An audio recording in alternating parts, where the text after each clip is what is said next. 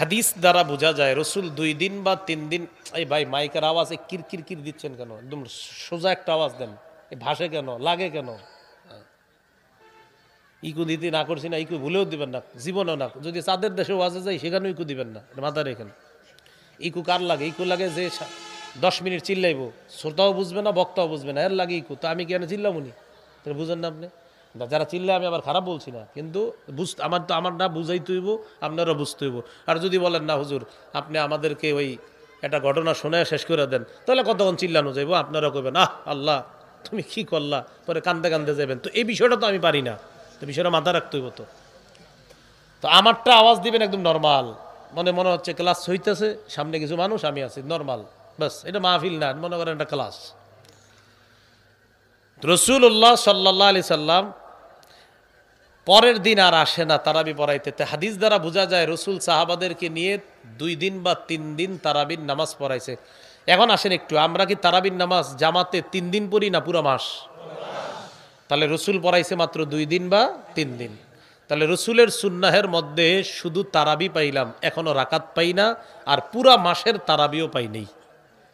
পুরা মাসে জামাতে তারাবি এটাও পাই নাই, রসুলের কত রাকাত তারাবি এটাও পাই নাই, আর পুরা মাসে জামাতে তারাবি এটাও পাই নাই। পাইছি মাত্র 2 দিন বা 3 দিন। এবার আসেন মুসলিম শরীফের 1665 নম্বর হাদিস।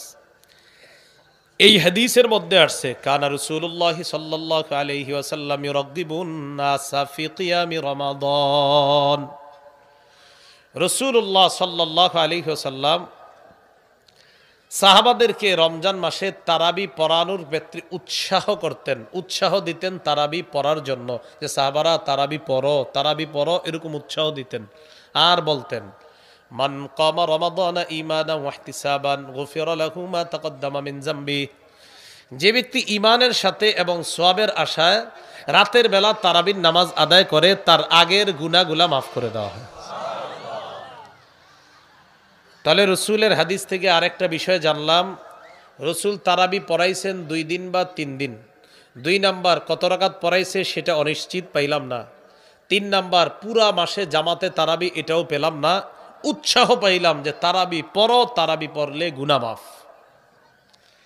এই অবস্থায় রসুল সাল্লাল্লাহু আলাইহি সাল্লাম ইন্তেকাল করছে, দুনিয়া থেকে বিদায় নিয়েছেন। নবীজির পরে মুসলমানদের খলিফা যিনি হলেন তার নাম কি? সিদ্দিক রাদিয়াল্লাহু তাআলা।